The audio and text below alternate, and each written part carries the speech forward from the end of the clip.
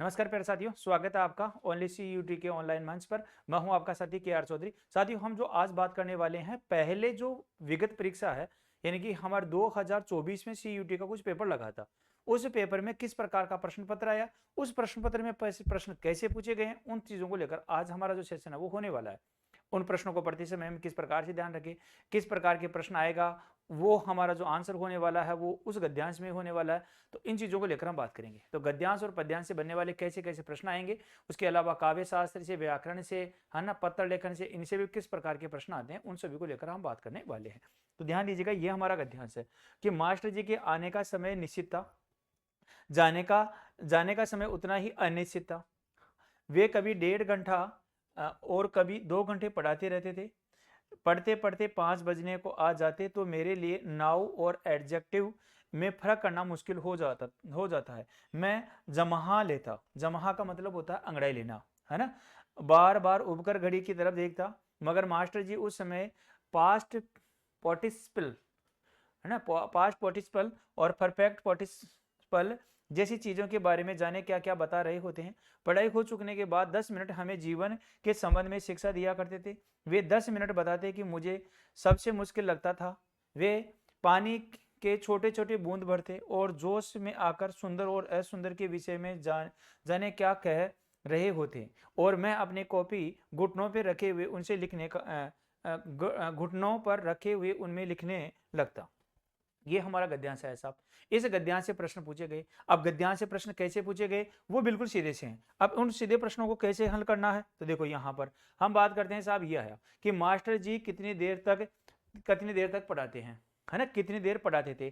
तो आधे घंटे तक, 1 से 2 घंटे तक, एक एक दिन तक, और 4 घंटे तक। अब इस गद्यांश को अगर हमने देखा है ढंग से, अगर हम पढ़ें तो यहाँ पर आता है भाई, ये चीज आता है कि वे कभी 1.5 घंटा और तो कभी क्या होते हैं साहब, 2 घंटे पढ़ाते। इसका मतलब 1.5 से 2 घंटे पढ़ाने का कार्य वो होता है। तो यहाँ इस प्रश्न का सही आंसर क्या हो जाएगा, 1 से 2 घंटे, है ना। 1 से 2 घंटे पढ़ाने का कार्य वो होता था। तो इस प्रश्न का हमारा सही आंसर क्या हो गया साहब, ये हो गया।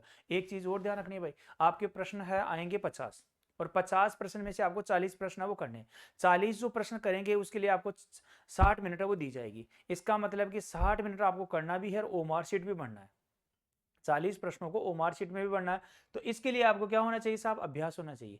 तो अभ्यास होना चाहिए, तो किस प्रकार से करना है, तो यहाँ पर हमारा हो गया साहब 1 से 2 घंटे तक है वो पढ़ाने का काम करते हैं। फिर आया ये हमारा गद्यांश है। इस गद्यांश से फिर वही गद्यांश इससे संबंधित बन रहे कि पढ़ाई समाप्त होने के बाद मास्टर जी क्या शिक्षा देते थे, तो जीवन के संबंध में, है ना, खेलने के संबंध में, व्यायाम के संबंध में और स्वास्थ्य जीवन के संबंध में। अब इस गद्यांश में अगर हम देखेंगे तो देखो किसके बारे में शिक्षा देते थे, तो यहाँ पर ध्यान दीजिएगा।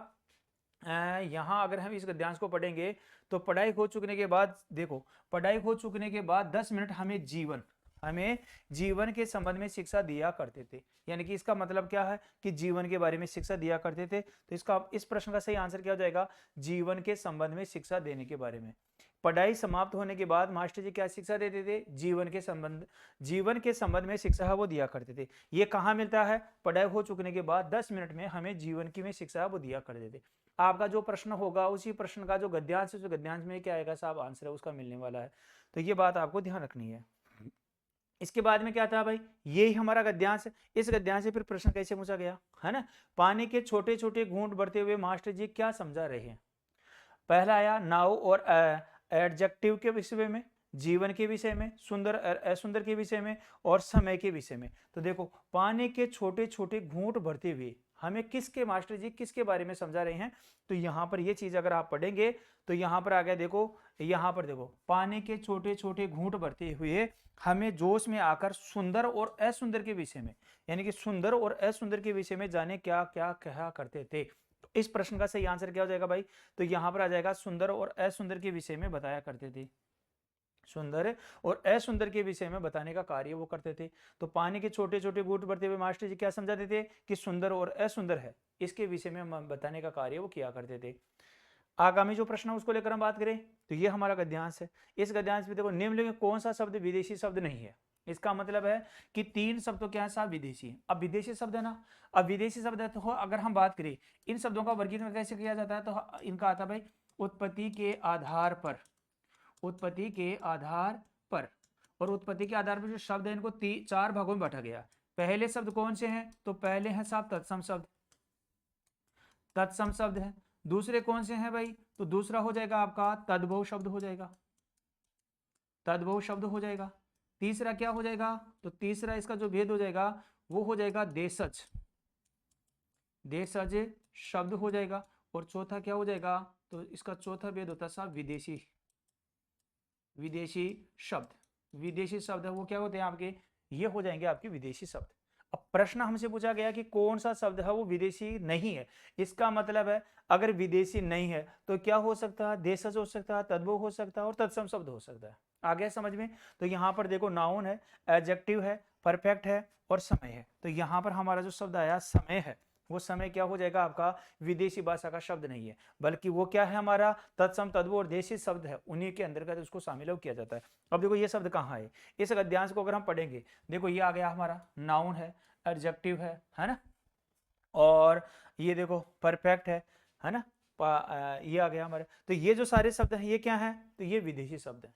ये क्या हो जाएंगे? विदेशी शब्द हो जाएंगे। विदेशी भाषा के शब्द हैं, विदेशी भाषा के शब्द हैं, तो शब्द विदेशी भाषा में तुर्की के भी हो सकते हैं, अरबी के भी हो सकते हैं, फारसी के भी हो सकते हैं, फ्रेंच के भी हो सकते हैं, तिब्बती के भी हो सकते हैं, है ना, किसी के भी हो सकते हैं। अब देखो इन शब्दों को याद करना कैसे किया जाए, इन शब्दों को अरबी भाषा के शब्द उनको कैसे याद किया जाए, इस चीज को लेकर हम समझते हैं। देखो अरबी भाषा के शब्द याद करना बहुत आसान है। कैसे आसान है भाई? अरबी भाषा के शब्द उनको याद करना बहुत आसान है। अरबी भाषा के शब्दों को याद करना कैसे है? देखो अरब के व्यक्ति कैसे होते हैं? अमीर होते हैं। अमीर होगा तो क्या होगी इसमें? अकल होगी। अकल होगी तो क्या आएगी साहब? औरत आएगी। औरत आएगी। अकल होगी तो औरत आएगी। औरत के लिए हम क्या लेते हैं साहब? है ना, औरत के अमीर होगा, अकल होगी, अकल होगी तो औरत आएगी। औरत होगी तो क्या आएगी साहब? उसके औलाद होगी। औलाद होगी तो औलाद के लिए क्या लेते हैं? किताब लाते हैं। किताब कहाँ रखा हमने? तो किताब को रखा साहब कुर्सी पे। किताब को हमने कहाँ रखा? कुर्सी पे। और कुर्सी पे रखा और फिर हम कहाँ चले गए साहब? हम चले गए तहसील देखने। हम कहाँ चले गए? तहसील देखने। तहसील में क्या होता है? तो तहसील में होता है हिसाब। अगर हिसाब किससे हो? ईमान से हो तो आदमी क्या खुलती है साहब? किस्मत खुलती है।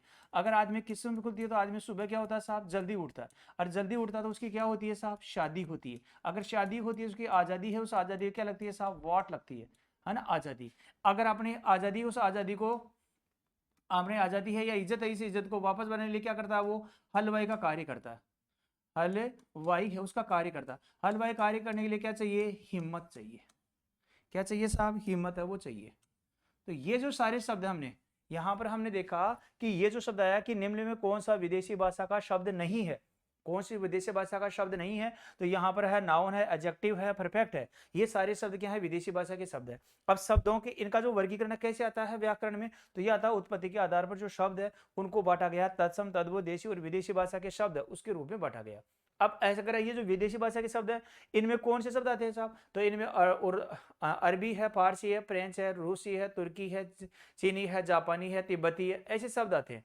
अब उनमें से हमने देखा भाई अरबी भाषा के शब्द। अरबी भाषा के शब्दों को याद करना बहुत आसान है। कैसे हैं? अरब के व्यक्ति अमीर होगा, अमीर होगी तो अकल होगी, अकल होगी तो औरत आएगी, औरत आएगी तो औलाद होगी, औलाद होगी तो उसके लिए क्या रहते हैं? किताब।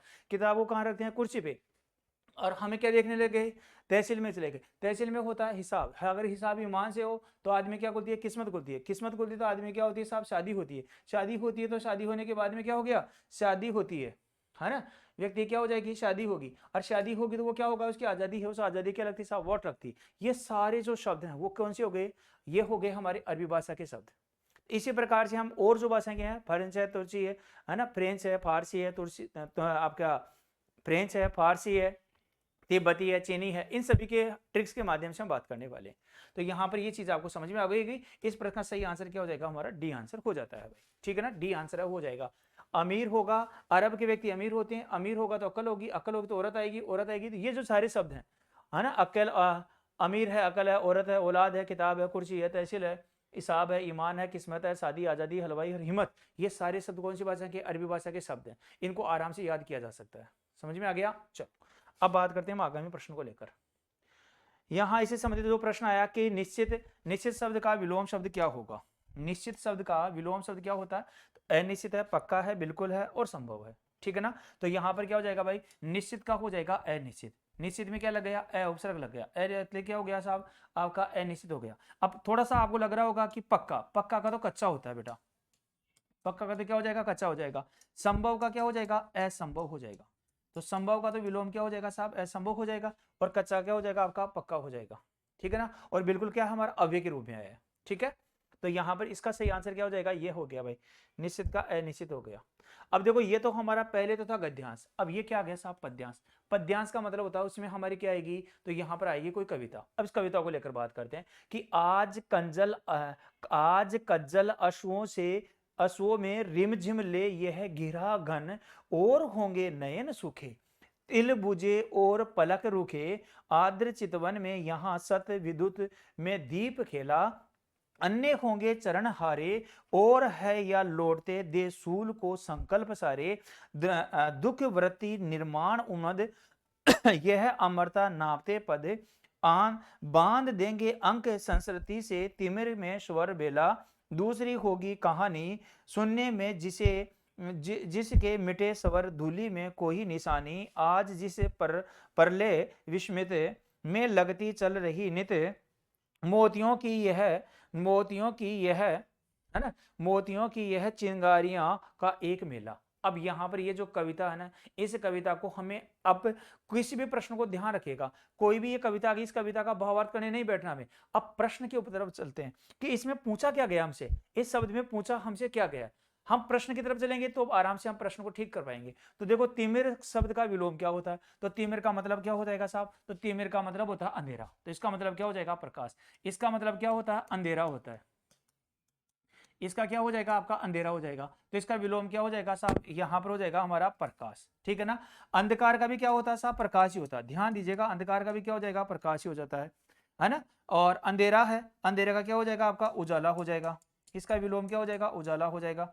और रोशनी है, रोशनी का क्या हो जाता है आपका, तो रोशनी का विलोम शुद्ध बच्चे बनता भी नहीं है। और रोशनी है तो इसका क्या हो जाएगा आपका, रोशनी है तो अंधेरा हो जाएगा, इसका भी अंधकार या अंधेरा है इसके रूप में बन जाएगा। तो तिमिर का विलोम शब्द क्या हो जाएगा साहब, यहां हमारा हो जाएगा प्रकाश। तिमिर का मतलब क्या है, तो अंधेरा है, और यहां पर क्या हो जाएगा, इसका विलोम है ये बन जाएगा। तो हमें कोई भी पद्यांश आएगा, उस पद्यांश को हमें देखना है कि पूछ के आराम से, जो प्रश्न हमसे पूछ रहा है उसी के स्वरूप में अगर हम पद्यांश को पढ़ेंगे तो बहुत बेहतरीन तरीके से आंसर हम दे पाएंगे। देखो भाई, ये हमारा वही पद्यांश है वो चल रहा है, इससे प्रश्न कैसे आया है, तो पद्यांश के अनुसार क्रम लगाएगा। अब यहां पर हमें क्रम लगाना है। क्रम का मतलब हो गया कि कौन सा जो शब्द है ना, कौन सा किस रूप में आया, यानी कि कौन सी पंक्ति पहले आई। देखो, आज कज्जल अश्रु में नयन सूखे हैं, अमरता नामते पद पलक रुके हैं, जिस पर परले विस्मित रिमझिम लिए है गिरा घन। ये हमारे चार विकल्प आए। इन चार विकल्पों को दिया गया है कि इनमें से इस जो कविता आई है, इस कविता में कौन सा पहले आया है। अब हमें डायरेक्ट कविता पे चलना है।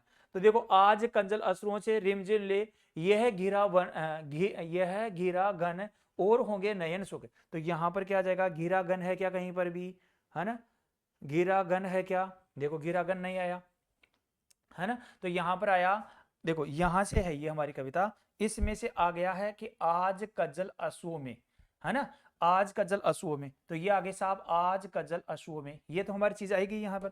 अब हमें देखना है कि इसमें से जो हमारे चार विकल्प दे रखे हैं उसमें से कौन सा होगा। तो यहां पर ध्यान दो भाई, यहां पर क्या आ गया, तो यहां पर होंगे, यहां पर हो गया हमारे आज गजल अश्वों में। अब नयन सूखे हैं, अमरता नापते हैं, पलक रुके हैं, जिस पर परले विस्मित हो रिमझिम। अब ये क्या है कि दो हमारे दो पेज में आ गई। आगे आपके पास जो पेपर होगा उसमें तो क्या होगा, आपके सामने ही होगी, तो आप आराम से लाइनों को मिला सकते हैं। ठीक है, तो अब देखो यहां पर नयन सूखे ये शब्द आ रहा है ना, तो नयन सूखे इसमें है क्या, तो देखो नयन सूखे आ गया, इसका मतलब है ए। तो पहला पद में क्या आएगा साहब, ए आएगा। पहला पद में देखो ए है ना, अब ए वाला विकल्प दो बच गया, ये दो हैं। ठीक है ना, फिर क्या है भाई, नयन सूखे के बाद में क्या आएगा, अमरता आएगा, पलक रुके जिस पर ले पर विस्मित रिमझिम ले, तो वो उनको देखते हैं हम। तो फिर आ गया तिल बुझे पलक रुके, तिल बुझे पलक रुके, इसका मतलब फिर क्या आएगा आपका, पलक वाला ऑप्शन आएगा। तो पलक, तो यहां पर पहले में तो क्या आ गया, ए आ गया, दूसरे में क्या आ गया भाई आपका, सी आ जाएगा, है ना। तो देखो इसको हम इस प्रकार से देखते हैं, यहां पर हमारा तो ये दो पेज में होने की वजह से यहां पर रिमझिम ले गिरा, तो यहां पर रिमझिम ले भी है क्या, इसमें हमारा इस ऑप्शन है क्या, रिमझिम ले ये गिरा, देखो ये आ गया हमारे पास में, रिमझिम ले गिरा। इसका मतलब कि पहले में तो क्या आना चाहिए, ई, तो देखो पहले में ई एक में ऑप्शन में है, हमने यहाँ पर देख रहे हैं कि रिम जिम ले घिरा, तो रिम जिम के बाद में आ रहा है नयन सुखी और पलके तो बाद में आ रहा है, तो एक नंबर पे तो यही आ गया। तो यहाँ पर हमारा ऑप्शन क्या आ जाएगा साहब, ये आ गया। इसमें हमारा ऑप्शन क्या आ जाएगा, ये आ गया साहब इसमें, है ना। रिम जिम ले गिरा, तो हमारा क्या हो जाएगा, पहला ऑप्शन क्या आ जाएगा, ई आ जाएगा। तो ई ऑप्शन कौन से में है, 3 में। फिर दूसरा ऑप्शन क्या आ जाएगा, तो दूसरे में ए, तो देखो नयन सुखे, तो यहाँ पर देखो फिर क्या रहा आपका, नयन सुखे हैं। तीसरा क्या रहा आपका, तो यहाँ पर पलके रुखे, तो यहाँ पर देखो फिर सी आ जाएगा, तो तीसरा में कौन सा आ जाएगा, सी, पलके रुखे, है ना। तो यहाँ पर देखो ये पलके रुखे, ये आ गया। चौथा क्या आ जाएगा भाई, तो चौथा आ जाएगा आपका, यहाँ पर आ जाएगा साहब ये बी, अमरता नामते पद, है ना, अमरता नामते पद। तो यहाँ पर देखो ये चित्तवन विद्युत कणों में चरण नारे हैं, है ना, ये इस प्रकार से। तो अब आपको देखो ये इतनी चीजें है ना, वो ध्यान नहीं रखनी। क्या ध्यान रखना है इसमें, सिर्फ इतना सा ध्यान रखना है कि पहला ऑप्शन मिल गया, क्या पहला ऑप्शन ए एक में ही है, बस एक में करना हमें, आगे इसमें करते हुए आराम से हम आगे है वो बढ़ जाएंगे। तो इस प्रकार से क्या हो जाएगा आपका, ये जो है ना, इसका आंसर क्या हो गया हमारा, ये हो गया, कौन सा हो गया साहब, सी विकल्प हो गया। ठीक है ना। आगे हम चलते हैं इस पद्यांश में, तो ये हमारा पद्यांश आ गया। इस पद्यांश में क्या, अमरता शब्द का प्रत्यय, अमरता शब्द में कौन सा प्रत्यय होगा, तो रता है, ता है, अमर है और मरता है। ध्यान दीजिएगा इसमें ता प्रत्यय, इसमें मूल शब्द क्या है, तो इसमें है अमर, और इसमें क्या लग गया साहब, ता प्रत्यय लग गया। ये तो क्या है, मूल शब्द है, ये तो हो गया साहब आपका मूल शब्द है, और ये ता क्या हो गया, यहाँ पर प्रत्यय हो गया। तो अमर तो क्या हो गया, मूल शब्द हो गया, ता यहाँ पर क्या हो गया साहब, प्रत्यय हो गया, इसलिए क्या बन गया आपका, अमरता बन गया। ठीक है। आगे हम बात करते हैं इससे कैसे प्रश्न बनेगा, तो पद्यांश के अनुसार कज्जल, यहां पर आया कज्जल अश्रुओं से आज से क्या होगा। ये जो हमने पढ़ा है, ये जो हमारी कविता थी, इस कविता में आया है कि आज कज्जल अश्रुओं से, अश्रुओं में रिम जिम ले ये गिरा घन। तो इसका मतलब क्या हो गया, कज्जल का मतलब होता है काजल, अश्रु का मतलब होता है आंसू, काजलों से क्या नाम है आपका, काजल से भरी आंखें में आंसू है, वो इसका सही आंसर हो जाएगा। काजल से भरी जो आंखें हैं, उन आंखों में क्या आ रहा है साहब, आंसू आ रहा है ना। तो इसका सही आंसर क्या हो जाएगा साहब, ये हो जाएगा। तो पद्यांश के अनुसार काजल आंसुओं से आसे क्या हो जाएगा, तो काजल से भरी आंखों में आंसू है, वो इसका सही आंसर है, वो हो जाता है। आगे हम बात करते हैं, ये हमारा पद्यांश है। इस पद्यांश में कैसे प्रश्न आया कि पद्यांश के अनुसार अंक शब्द, अंक शब्द का अनेकार्थी नहीं है। अब ध्यान दीजिएगा, यहां पर ये शब्द है ना, ये शब्द आया तो हमारे अंक है ना, वो तो आया इसी में से, है ना, अंक है वो हमारा, इस जो गद्यांश है पद्यांश, इस पद्यांश में से क्या दिया गया आपका, अंक शब्द है वो ले लिया गया, और अंक शब्द लेकर पूछ लिया गया कि बताओ इस अंक शब्द का विलोम है, अनेकार्थी शब्द ना वो कौन से विकल्प में नहीं है ना। अंक शब्द का विलोम अनेकार्थी है वो किस में नहीं है, तो देखो ये अंक रहा। अब अंक है ना, ये हमारा अनेकार्थी शब्द है, ये आपको याद रखना होगा, ये गद्यांश में नहीं मिलेगा। अंक का मतलब संख्या भी होता है, अंक का मतलब गोद भी होता है, भाग्य रेखा भी होता है, क्या अंश भी होता है क्या, तो इसका मतलब क्या होता है, अनेकार्थी शब्द जो शब्द बना है किससे बना है, तो ये बना है अनेक, अनेक धन अर्थ धन ई से बना है साहब।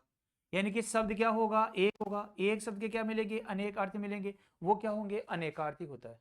तो यहां पर देखो इस अंक शब्द का हमें बताना है कि अंक शब्द के कौन कौन से अनेकार्थी शब्द बन सकते हैं, यानी कि परिस्थिति के अनुसार कैसे कैसे शब्द है इस अनेकार्थी शब्द के अनेकार्थी वो बन सकते हैं। तो संख्या भी होता है, गोद भी होता है, अंश भी होता है, लेकिन भाग्य रेखा नहीं होता। इसका मतलब क्या नहीं होता, भाग्य रेखा नहीं होता। तो अंक का मतलब क्या हो जाएगा, तो अंक का मतलब ध्यान दीजिएगा, एक तो हो गया हमारे पास में इस अंक का मतलब हो गया साहब संख्या, एक तो क्या हो गई साहब, इसका मतलब हो गया संख्या, दूसरा क्या होता है, तो इसका मतलब होता है साहब गोद, तीसरा क्या हो गया, तो एक हो गया साहब आपका अंश, है ना। एक क्या हो जाएगा आपका, इसका अंक भी होता है, अंक, अंक है ना वो अंक भी होता है। अंक कौन से, जैसे कि हम बोलते हैं ना 1 2 3 4 5 इस रूप में, तो ये क्या होते हैं अंक है ना, उसको भी क्या बोला करते हैं, ये बोला करते हैं। एक होता है बेटा अध्याय, अध्याय है ना, अध्याय के लिए किसका प्रयोग किया जाता है, तो इसी अंक का प्रयोग वो किया जाता है। अध्याय आता है ना, अध्याय, प्रथम अध्याय, द्वितीय अध्याय, तृतीय अध्याय, तो अध्याय के लिए भी किसका प्रयोग होता है, अंक का प्रयोग होता है। ठीक है ना। तो हमारी जैसे किताब आती है, किताब में कौन सा अंक है, हम बोलते हैं ना कौन सा अंक है, 5वां अंक है साहब, यानी कि पार्ट कौन सा है, 5वां, तो वो हो जाएगा। तो इस अंक का संख्या भी होता है, गोद भी होता है, अंश भी होता है, अंक भी होता है, अध्याय भी होता है, ये होते हैं साहब अंक के अर्थ, है ना, अंक के पर्यायवाची। लेकिन अनेकार्थी, लेकिन यहाँ पर क्या दिया गया, 3 दिया गया, संख्या गोद अंश दे दिया गया, भाग्य रेखा नहीं होता, भाग्य रेखा वो अंक से संबंधित नहीं है। ठीक है ना, अनेकार्थी नहीं बनने वाला है। आगे देखो, फिर यह हमारा पहला गद्यांश था, अभी आ गया फिर पद्यांश। पहले हमने गद्यांश देखा, फिर हमने पद्यांश देखा, फिर गद्यांश आ गया। इस गद्यांश को पढ़ते हैं कि अहिंसा का मतलब सनक या कमजोरी नहीं है, भाग जाना अहिंसा नहीं है। यदि शत्रु के सामने निशस्त्र खड़े रहने की तैयारी न हो तो ऊपर प्रहार की तैयारी से खड़े रहो, लेकिन भाग जाना तो पूरी तरह से त्याज्य और निंद्य है। इसी बात को गांधी जी ने भी 100 बार कहा है, 100 बार कहा। यदि आप शस्त्रों से स्वराज्य ले सकते हैं तो आप उसे ले लीजिए, मैं दूर खड़ा रहूंगा, लेकिन गुलाम मत रहिए। और शस्त्रों से न लड़ सको तो निशस्त्र लड़ाई में शामिल हो जाइए। यानी कि गांधी जी हैं वो अहिंसा के पुजारी हैं, और गांधी जी ने कहा है कि अगर आप हिंसा से अगर स्वतंत्रता प्राप्ति चाहते हैं तो मैं चाहता हूं कि आप लो, लेकिन अगर आप शस्त्रों के माध्यम से, हिंसा के माध्यम से अगर स्वतंत्रता प्राप्त नहीं कर पाते हो तो मैं चाहता हूं कि आप अहिंसा का मार्ग है वो अपनाइएगा। ठीक है ना। यहाँ पर तो निशस्त्र की लड़ाई में शामिल हो जाइए। स्वतंत्रता की लड़ाई तो हमें चालू रखनी ही पड़ेगी। भयभीत होकर सच्चाई के मार्ग से विमुख हो जाना अहिंसा नहीं कायरता है, और इसी कायरता के कारण जातियां गुलाम होती है, और गुलामी में सड़ते रहने से मनुष्यों को शोभा नहीं देता। मनुष्य तो सड़ते रहना तो मनुष्यों को शोभा नहीं देता। गांधी जी ये कहना नहीं था कि कल देखते देखते सारी सेनाएं मिट जाएगी और भारत की सेना शस्त्र अस्त्र सबकी जरूरत पड़ेगी। गति के 18वें अध्याय में कहा गया कि मारने पर भी मरना नहीं होता, लेकिन यह स्थिति किसकी है? जिसने सारा विश्व अपने जैसा दिखाई देता है, उसके मारने में जीवन में ही। और माँ बच्चे को मारती है, बच्चे को माँ गोदी में भी छिपाकर रोता है, गोदी में भी छिपकर रोता है। इसलिए माँ का मारना नहीं है। राम ने रावण को मारा, लेकिन हम कहते हैं कि उसने रावण का उद्धार हो गया। तो राम का मारना भी हिंसा नहीं कहा जाता, वह तो उद्धार करने वाला मारना था। यानी कि ये बताया जा रहा है कि ये जो हमारा गद्यांश आया, इस गद्यांश में से कैसे कैसे प्रश्न बनेंगे। ठीक है ना। अब आपको क्या ध्यान रखना, एक बार तो जब भी आप गद्यांश पढ़ने से पहले आप प्रश्न को पढ़े, क्योंकि हमारे पास समय कम है। हम गद्यांश को पढ़ेंगे, फिर गद्यांश को पढ़ने के बाद हम प्रश्न पढ़ेंगे, तो हमारे को 2 बार मेहनत करनी पड़ेगी। इसलिए मैं आपसे सलाह दूंगा कि आप गद्यांश को पढ़े पहले, और गद्यांश को पढ़ने से पहले आप क्या लिखें कि उसमें प्रश्न कौन कौन से हैं, ताकि आप गद्यांश पढ़े तो एक में आपका कार्य हो जाए, एक बार में हो जाए, समय की बचत हो जाए। देखो, इस अनुच्छेद के अनुसार अहिंसा का मतलब कमजोरी नहीं है। इससे क्या अभिप्राय है साहब? तो सनक है, भाग जाना है, शत्रु के ऊपर प्रहार की तैयारी करना है ना। और भाग जाना त्याज्य और निंद्य है। यानी कि अहिंसा का मतलब नहीं है। अब देखो यहां पर अहिंसा का मतलब नहीं है, तो अहिंसा का मतलब सनक या कमजोरी नहीं है। आया साहब, सनक या कमजोरी, सनक आ गया है ना, सनक या कमजोरी नहीं है। फिर देखो अहिंसा का मतलब क्या है भाई, तो भाग जाना अहिंसा नहीं है। आ गया यहां पर, देखो भाग जाना अहिंसा नहीं है ना। फिर इसके बाद में क्या है भाई, इसके बाद में शत्रु के ऊपर प्रहार की तैयारी करना है। शत्रु के ऊपर, तो शत्रु के सामने निशस्त्र खड़े रहकर तैयार न हो तो इसके लिए प्रहार की तैयारी में खड़े रहो, लेकिन भाग जाना पूरी तरह से त्याज्य और निंद्य है। और इसी बात को गांधी जी ने 100 बार कहा है। तो अब यहां से हमसे पूछा गया है कि यहाँ जो अहिंसा है, अहिंसा का मतलब कमजोरी नहीं है, इससे क्या अभिप्राय है? तो सनक है, भाग जाना है, शत्रु के ऊपर प्रहार करना है, ये हो जाएगा। तो यहाँ पर हो जाएगा साहब, भाग जाना नहीं है, भाग जाना नहीं है, भाग जाना है, तो भाग जाना नहीं है, ये है। यहां पर भाग जाना है तो ये नहीं है, भाग जाना नहीं है। ऐसे आएगा तो क्या हो जाता है, ये हमारा सही हो जाता। तो अब यहां पर क्या पूछा गया कि क्या अभिप्राय नहीं है, तो भाग जाना ये नहीं है। सनक भी है, शत्रु के ऊपर प्रहार की तैयारी करना भी है, भाग जाना त्याज्य और निंद्य है, भाग जाना त्याज्य और निंद्य है, यहां पर ये बताया गया है। आगे हम बात करते हैं इससे बनने वाले राम द्वारा रावण को मारना हिंसा क्यों नहीं माना गया है? राम भगवान है, राम ने सीता का हरण किया था, राम का व्यक्तित्व अच्छा नहीं था, और रावण का उद्धार हुआ। अब यहाँ पर हमें अपने विवेक से आंसर नहीं देना, हमें यहाँ पर ध्यान देना कि इसमें रावण के बारे में आया कैसे है। तो देखो, राम ने रावण को मारा, लेकिन हम कहते हैं कि उससे उन रावण का उद्धार हो गया, तो इसका मतलब क्या हो गया, ये आ गया। ठीक है ना। राम ने तो रावण मारना भी हिंसा नहीं कहा जा सकता, वह तो उद्धार करने वाला मारना था, उद्धार करने वाला, यानी कि राम को मोक्ष की प्राप्ति दिलाने वाला था। रावण को राम द्वारा मारना मोक्ष की प्राप्ति दिलाना था, तो इसका मतलब हमारा आंसर क्या हो गया यहाँ पर, तो यहाँ पर रावण का उद्धार हुआ, यहाँ पर क्या हुआ साहब, रावण का उद्धार हुआ, इसलिए वह हिंसा नहीं है, अहिंसा में आएगा। हिंसा तो क्या मतलब होता है, अपने निजी स्वार्थ को ध्यान में रखते हुए कार्य करना है, ठीक है ना। तो यहाँ पर रावण का उद्धार हुआ। अब यहाँ पर हमें अपने जो हमें आ रहा है ना उसके अनुसार नहीं देना। इस गद्यांश में जो प्रश्न है, इस प्रश्न को किस रूप में दिया गया वो हमें ध्यान रखना है। तो गद्यांश में क्या दे रखा है कि रावण का उद्धार हुआ था, तो ये हमारा इसका सही आंसर हो जाता है। आगे देखो प्रश्न क्या आ रहा है, मां द्वारा बच्चे को मारना मारना क्यों नहीं होता है। ठीक है, तो माँ की ममता होती है, परिस्थितियां होती है, माँ का हृदय में बच्चे का भला चाहती है और बच्चे माँ से प्रेम करता है। तो यहाँ पर देखो ये आ गया है ना, यहाँ पर हमने अभी पढ़ा था कि मारना माँ का, देखो ये आ गया है ना, यहाँ पर आ गया गति के अनुसार मारना मारना है, माँ माँ माँ बच्चे को मारती है पर बच्चा माँ की गोदी में ही छिपकर रोता है, इसलिए माँ का मारना मारना नहीं है, माँ का मारना मारना नहीं होता है। इसका मतलब क्या है भाई, तो यहाँ पर ये हो जाएगा इसका आंसर कि माँ की ममता होती है, परिस्थिति माँ के हृदय में बच्चे का भला चाहती है। तो माँ क्या चाहती है, हृदय से बच्चे का भला चाहती है, इसलिए माँ का मारना मारना नहीं है। आ गया समझ में। इस प्रश्न का हमारा सही आंसर क्या हो जाएगा साहब, इस रूप में हो जाएगा। इस प्रश्न का आंसर हमारा इस रूप में हो जाता है। आगे हम बात करते हैं भाई इस प्रश्न से कैसे बनेगा, तो कायरता क्या है, कायरता क्या है का उत्तर अनुच्छेद से दीजिएगा। कायरता क्या है, इस अनुच्छेद से हमें क्या देना साहब, उत्तर देना है। तो भाग जाना है, छिप जाना है, डर जाना है, सच्चाई के मार्ग से विमुख हो जाना है, लड़ाई करना है। दिए गए विकल्पों में सही उत्तर का चयन कीजिएगा। अब यहाँ पर हमें कायरता है ना, कायरता क्या है, तो ये हमें पहले यहाँ पर देखना होगा। कायरता अभी हमने देखा था, कायरता कहाँ से आई थी साहब, ये रहा। और इसी कायरता के कारण, ये देखो कायरता है ना, अहिंसा कायरता नहीं है। देखो यहाँ पर भयभीत होकर सच्चाई के मार्ग से विमुख हो जाना, सच्चाई के मार्ग से विमुख हो जाना अहिंसा नहीं कायरता है। तो यहाँ पर देखो इसी कायरता के कारण परिस्थितियां गुलाम कारण जातियां गुलाम होती है और गुलामी से सड़ते रहना मनुष्यों को शोभा नहीं देता। अब यहाँ पर देखो क्या क्या पूछा गया है, तो यहाँ पर कायरता के बारे में क्या क्या भाई, तो यहाँ पर देखो भाग जाना है, कायरता क्या है, छिप जाना है, डर जाना है, सच्चाई के मार्ग से विमुख हो जाना है, लड़ाई करना है। तो कायरता क्या है, तो कायरता देखो भाग जाना भी है, छिप जाना भी है, डर जाना भी है और सच्चाई के मार्ग से विमुख हो जाना भी है। इसका मतलब क्या है, ए बी सी, लड़ाई करना है। तो यहाँ पर देखो लड़ाई करना तो कायरता नहीं है, देखो सच्चाई के मार्ग से विमुख हो जाना आ गया क्या, यहाँ पर अहिंसा नहीं कायरता है, कायरता के कारण जातियां गुलाम होती है ना। ठीक है, ये आ गया हमारा। भारत में सशस्त्र सेनाएं की जरूरत पड़ेगी, 18वें अध्याय में आ गया आपका। तो यहाँ पर देखिएगा इस कायरता का जो मतलब है ना वो क्या नहीं है, तो यहाँ पर आ जाएगा देखो ए बी सी, इसका मतलब भाग जाना, छिप जाना और डर जाना। कायरता क्या है, तो भाग जाना, छिप जाना, डर जाना।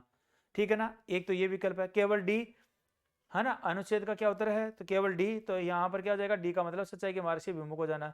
केवल डे और ई है ना, A B C D E. तो यहाँ पर हो जाएगा साहब ये वाला हमारा कौन सा ऑप्शन हो जाएगा, पहला ऑप्शन कि कायरता क्या है, तो भाग जाना है, छिप जाना है, डर जाना है। भाग जाना, छिप जाना और डर जाना ये किस किस श्रेणी में शामिल होते हैं साहब, ये कायरता की श्रेणी में। जो कायरी व्यक्ति होगा वो क्या करेगा, भागेगा, छिपेगा, डर जाएगा, भागेगा, छिपेगा या डर जाएगा। तो ये कायरता की क्या है साहब, निशानी है। यहाँ पर पूछा कायरता क्या है, तो भाग जाना, छिप जाना और डर जाना ये कायरता है। अगर व्यक्ति भागेगा नहीं, डरेगा नहीं, छिपेगा नहीं, तो इसका मतलब वो कायर नहीं है, वो क्या है आपका, आपका बहादुर है। वो क्या हो जाएगा साहब, बहादुर है। आगे देखो इससे संबंधित क्या प्रश्न आएगा, अहिंसा का विलोम क्या होगा, अहिंसा का विलोम क्या होगा, तो अहिंसा का विलोम हो जाएगा साहब आपका हिंसा। देखो यहाँ पर क्या है भाई, अहिंसा का विलोम हमसे पूछा गया, यानी कि विपरीत अर्थ क्या होगा, तो अहिंसा का विलोम क्या हो जाएगा साहब आपका, हिंसा हो जाएगा। हिंसा का मतलब मारपीट करना, अहिंसा का मतलब होता है प्यार प्रेम से रहना। तो यहाँ पर क्या हो जाएगा आपका, हिंसा हो जाएगा। इसके बाद में आता है कि निम्नलिखित में से मुहावरे का सही अर्थ सुनिएगा। लकीर का फकीर होना, लकीर का फकीर होने का मतलब क्या है भाई, उदासीन होना है, पुरानी प्रथा पर ही चलना है, आमने सामने होना है और सावधान होना है। तो यहाँ पर क्या हो जाएगा, लकीर का फकीर होने का मतलब हो गया पुरानी प्रथा पर ही चलना है, पुरानी जो भी परंपराएं प्रथाएं चल रही है उन्हीं के ऊपर चलना है, वो क्या होता है, लकीर का फकीर कहलाता है। पुरानी परंपराएं हैं उन्हीं परंपराओं के ऊपर चलना है, वो क्या कहलाएगा, लकीर का फकीर कहलाता है। तो यहाँ पर हमारा सही आंसर क्या हो जाएगा, दूसरा विकल्प हो जाएगा।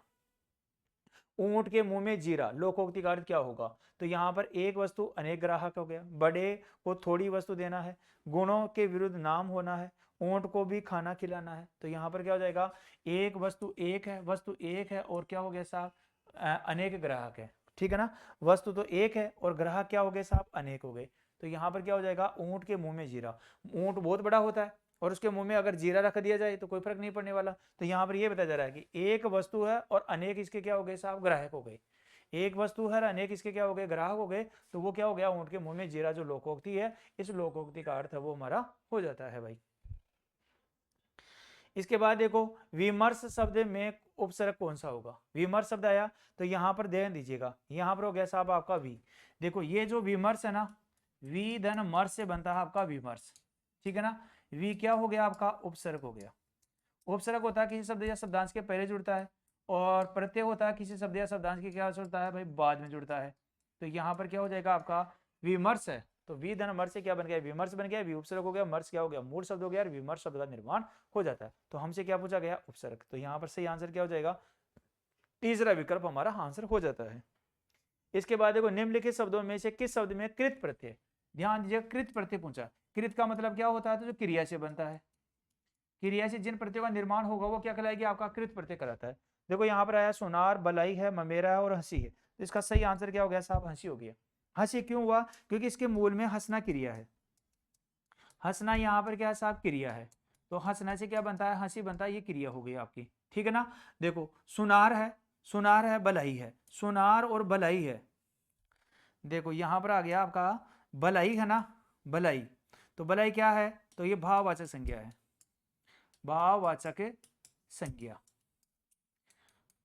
अब इसके भला से क्या बनता है आपका, तो भला से बनता है साहब भलाई। भला क्या है, तो भला हो जाएगा विशेषण, ये क्या हो जाएगा, विशेषण हो जाएगा। और भलाई क्या होगी, भाववाचक संज्ञा हो गई। ऐसे देखो सुनार, सुनार क्या है, तो सुनार है जातिवाचक संज्ञा, जातिवाचक संज्ञा है, जातिवाचक संज्ञा है साहब। और यहां पर ममेरा क्या है, तो ये हो जाएगा आपका संबंध बोधक, संबंध बोधक, संबंध बोधक तदित प्रत्यय, संबंध बोधक तदित प्रत्यय हो जाएगा। तो ये हो जाएगा साहब संबंध बोधक तदित प्रत्यय। अब पूछा क्या गया है कि निम्न के शब्दों में किस शब्द में कृत प्रत्यय का प्रयोग हुआ, यानी कि क्रिया का प्रयोग हुआ। तो क्रिया का प्रयोग वाला कौन सा उदाहरण है हमारा, हंसी है। इसके मूल में क्रिया क्या है साहब, हंसना है, हंसना क्रिया है और ये क्या हो जाएगा आपका, हंसी बन जाएगा। जबकि सुनार क्या है साहब, संज्ञा है, जातिवाचक संज्ञा है। भलाई क्या है, तो भाववाचक संज्ञा है। ममेरा क्या है, तो संबंधवाचक तदित प्रत्यय है। इसका मतलब क्या हो गया, ये हमारा आंसर सही क्या हो गया, हंसी हो गया। हंसी क्या है, तो हंसी आपका हंसना क्रिया है, उस क्रिया से क्या बना, हंसी बना, और ये कृत प्रत्यय से बनकर शब्द है वो बन गया। ठीक है, आगे हम चलते हैं, वाक्य में उपयुक्त विशेषण को लगाकर पूरा करिएगा। तो यहां तुम बगीचे से फूल ला रहे हो। अब कौन से फूल, तुम बगीचे से मोली फूल ला रहे हो, तुम बगीचे से गेंदा फूल ला रहे हो, तुम बगीचे से लाल फूल ला रहे हो, तुम बगीचे से कमल ला रहे हो। तो यहां पर इसका सही आंसर क्या हो जाएगा, लाल। तुम बगीचे से लाल फूल ला रहे हो। अब ध्यान दीजिएगा यहां पर क्या है, यहां पर देखो कमल तो क्या अपने आप में संज्ञा है। तो यहां पर तुम बगीचे से कमल फूल ला रहे हो, नहीं, कमल का फूल ला रहे हो तो सही हो जाता है ना। तुम बगीचे से गेंदे का फूल ला रहे हो तो सही हो जाता।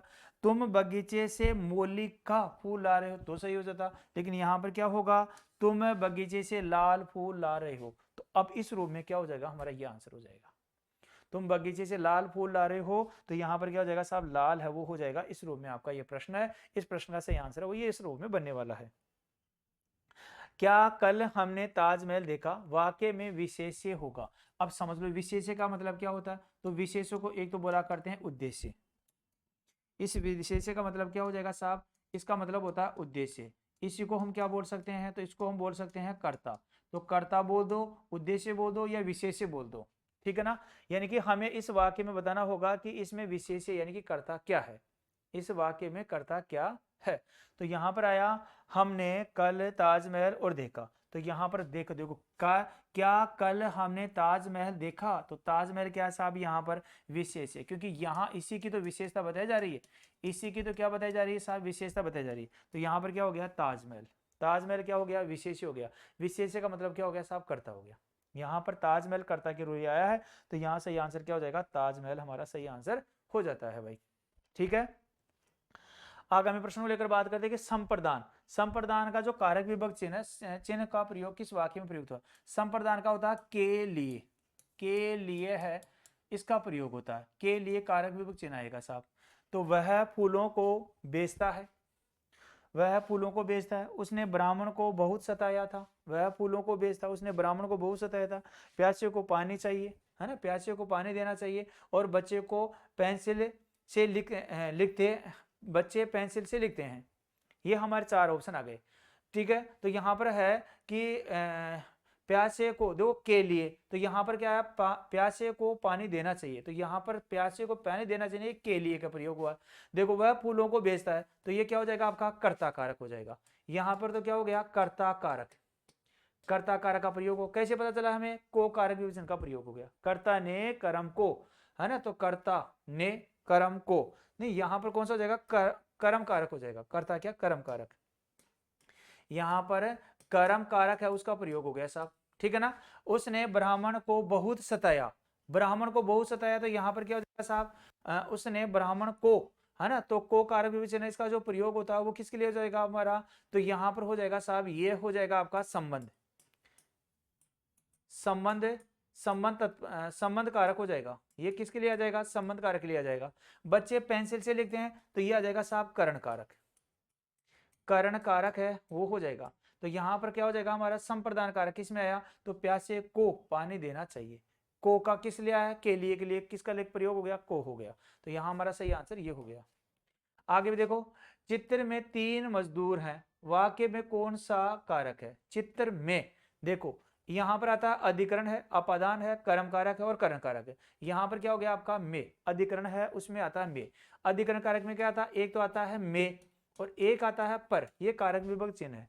इस में का प्रयोग होता है साहब अंदर, अंदर की वस्तु बताना, और पर का प्रयोग होता है साहब ऊपर की वस्तु है उसके बोध कराने के लिए क्या होता है आपका, पर का प्रयोग होता है। ठीक है ना, तो यहां पर कौन सा आया, तो यहां पर आया मजदूर, चित्र में, इसका मतलब क्या हो गया, में, तो में क्या हो गया आपका, अधिकरण कारक हो गया। अब देखो शेष है ना, शेष हमारे, शेष कौन से हैं, अपादान, अपादान से तो होता है से अलग, अलग का भाव आएगा, तो यहाँ पर तो से अलग हो जाएगा।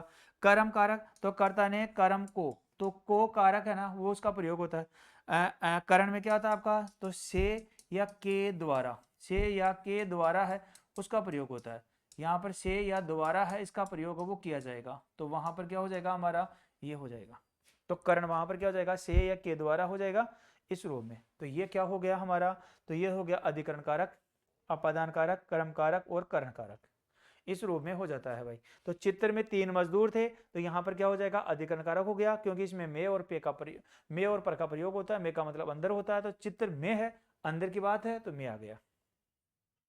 अगर हाँ यहाँ पर होता है ना, जैसे कि पर्वत पर बालक, पर्वत पर बालक, या घोड़े पर बालक, है ना, सिर के ऊपर, तो इस रूप में सिर के ऊपर जैसे बाल, तो पर का प्रयोग हो जाता है, में का प्रयोग ऐसे हो जाएगा। वाक्य में क्रिया शब्द का चयन कीजिएगा, वाक्य कहो तो मैं तुम्हें अपने जीवन का सारा किस्सा सुना दूं, है ना। अब यहाँ पर क्या है भाई, क्रिया पूछी गई है, क्रिया कौन कौन सी है, तो कहो तो है, सुना दूं है, जीवन का है, सारा है और किस्सा है। क्रिया का मतलब क्या होता है, तो किसी कार्य को करने या होने के बोध कराया जाएगा, वो क्रिया कहलाती है। तो यहाँ पर देखो अब विकल्प दिया है हमसे, है ना, तो यहाँ पर सही क्या है भाई, देखो कहो तो और सुना दूं, तो यहाँ पर कहो, कहो का मतलब होता है कहना, और कहना क्या है साहब, क्रिया है। सुना दूं, तो सुनाने का मतलब होता है सुनाना, सुनाना है वो हो जाएगा, तो यहाँ पर क्या होगी साहब, क्रिया हो गई। ठीक है ना, तो यहाँ पर हमारा कौन सा हो गया, पहला और दूसरा हो गया।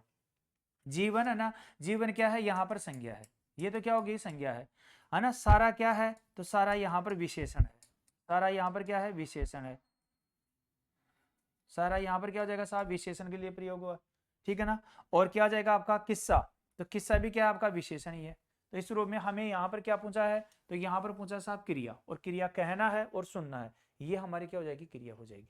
तो हमारा सही आंसर क्या हो गया, ए और बी है, इसका सही आंसर हो जाता है भाई। आगे देखो भाई, सूची 1 को सूची 2 है उससे मिलान करना है।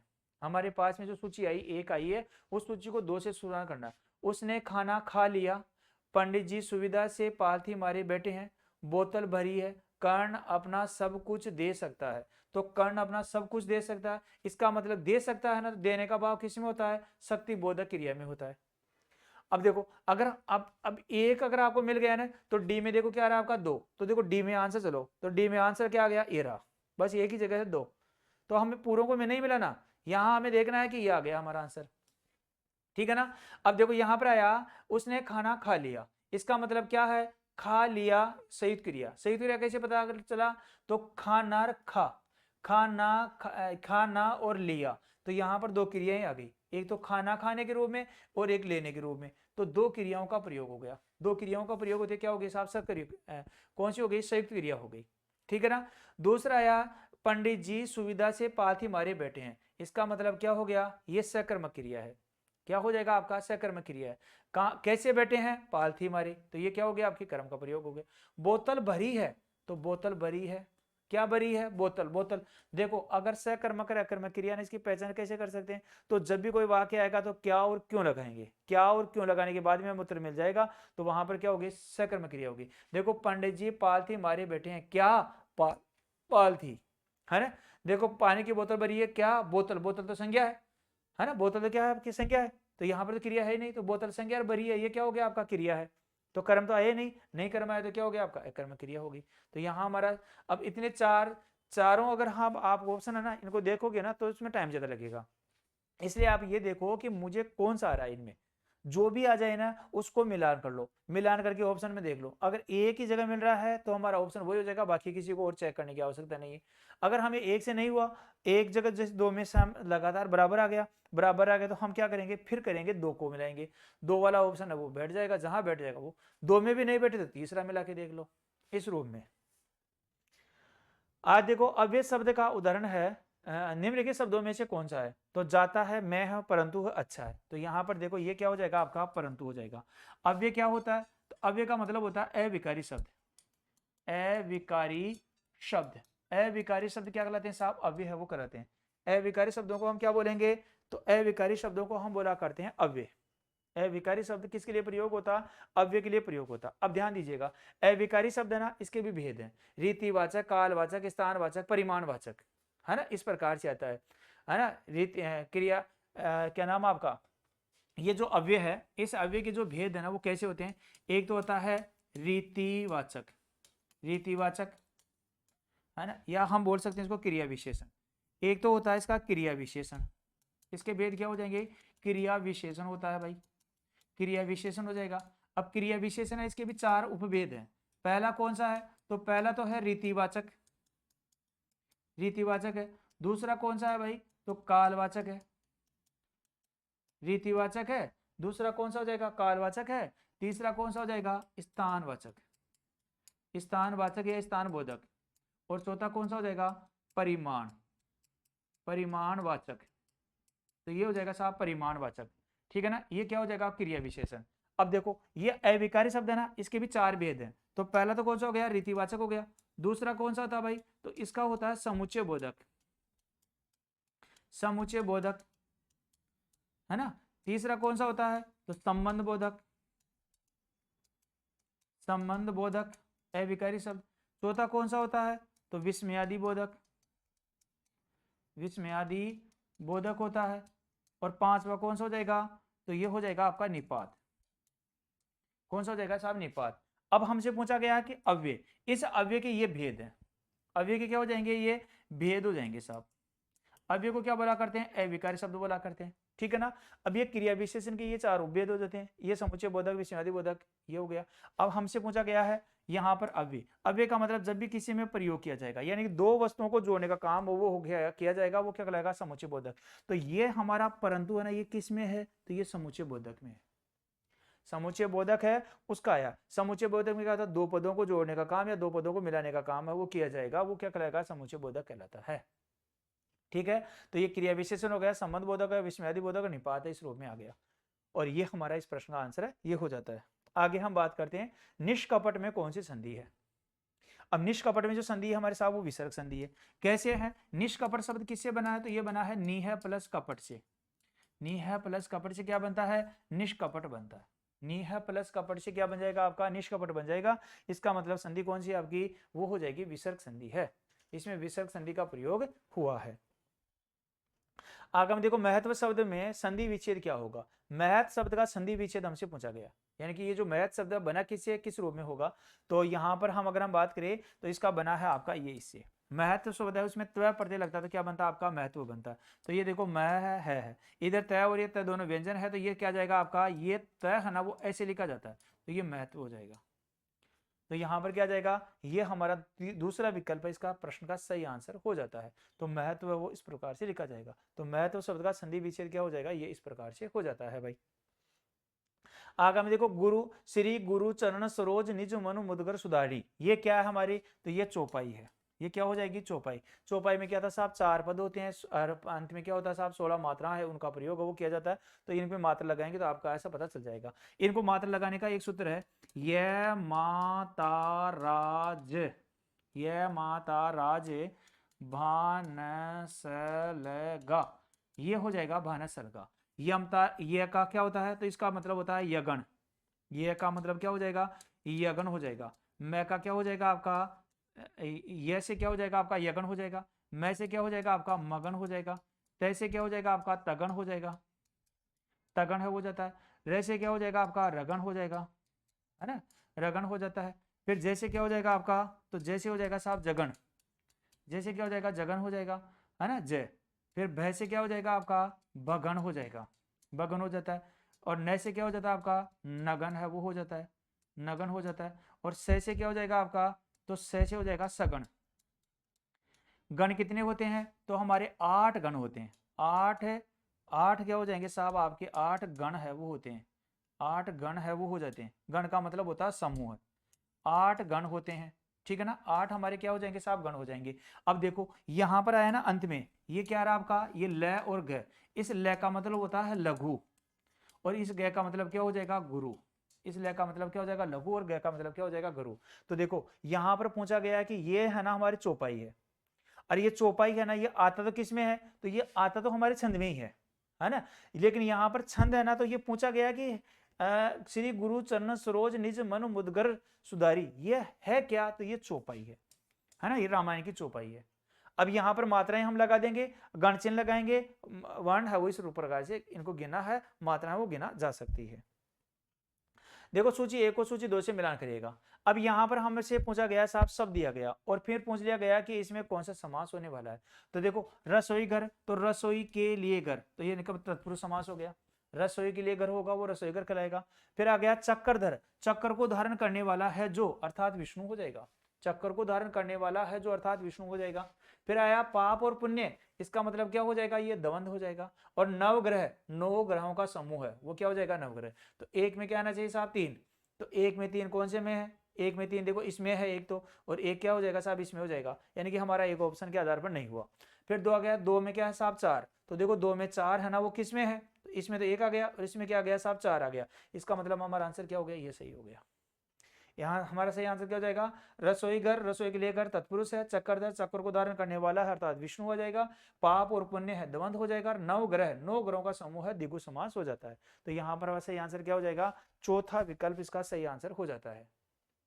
अब आपको क्या करना है देखो हमारे यहाँ पर दोनों 2 विकल्प इसके आधार पर नहीं हुआ तो हम दूसरे सेकंड विकल्प पर करते हैं। इसमें 1 आ गया इसमें 4 आ गया तो 2 में क्या आना चाहिए 4 आना चाहिए वो इसमें आ रहा है हमारा आंसर सही हो गया। आगे हम बात करते हैं नील गाय में कौन सा समास है। नील गाय में कौन सा समास है देखो गाय की विशेषता बताए गाय कैसी है नीली है और जहां गाय की विशेषता बताई जाए यानी कि दूसरा पद है पहले पद की विशेषता बता रहा है इसका मतलब क्या हो जाएगा कर्मधारय समास हो जाएगा। अब ध्यान दो कर्मधारय समास में क्या होता है इसकी पहचान कैसे रखनी है तो इसमें होता है साहब विशेष्य, इसमें आता है विशेष्य विशेषण आता है, विशेष्य विशेषण आता है। दूसरा क्या है भाई इसमें उपमेय उपमेय उपमान आता है ना। और इसमें क्या आता है रूपी शब्द का प्रयोग होता है, रूपी शब्द का प्रयोग, रूपी शब्द का प्रयोग है वो इसमें होता है भाई है ना रूपी शब्द का प्रयोग हो जाएगा। और चौथी बात क्या हो जाएगी इसमें तो चौथी बात ये आपको ध्यान रखनी है कि यहाँ पर क्या आ जाएगा क्या नाम है आपका उत्तर पद प्रधान होता है, उत्तर पद प्रधान होता है, उत्तर पद प्रधान होता है। उत्तर पद का मतलब हो गया बाद वाला पद है वो क्या होता है साहब प्रधान होता है। देखो गाय की विशेषता बताई जाए कि गाय कैसी है नीली है, एक पद तो यहाँ पर क्या हो गया साहब ये हो गया। पहला पद तो कौन सा हो गया, ये हो गया। दूसरा पद क्या हो गया, ये हो गया। कि गाय है वो कैसी है साहब, नीली है। गाय की विशेषता बताई जा रही है, इसका मतलब क्या हो जाएगा, कर्मधारय समास हो जाएगा। ये हो गया। अब ध्यान दो भाई, ये हमारे पास में अव्ययभाव समास है क्या, इसकी विशेषता क्या होती है, तो प्रथम पद अव्यय होता है, प्रथम पद अव्यय मूलक होता है ना। दूसरी क्या है भाई, उपसर्गों का प्रयोग होता है, उपसर्गों का प्रयोग है वो होता है इसमें। तीसरी विशेषता क्या है भाई, तो यहां पर होती है शब्दों की पुनरावृत्ति होती है, शब्दों की पुनरावृत्ति, शब्दों की पुनरावृत्ति होती है। ये जो विशेषता मिल जाएगी वो कौन सा हो जाएगा आपका, तो वो हो जाएगा आपका अव्ययभाव समास। यहाँ पर कौन सा है भाई, द्वंद्व समास है। द्वंद्व समास में क्या होता है, तो द्वंद्व समास में एक बात ध्यान रखनी है, द्वंद्व में एक बात ध्यान रखनी है, दोनों पद प्रधान होते हैं, दोनों पद प्रधान, है ना। फिर क्या आ गया, दोनों पद संख्यावाची, दोनों पद, दोनों पद संख्यावाची, दोनों पद क्या होंगे, संख्यावाची होंगे।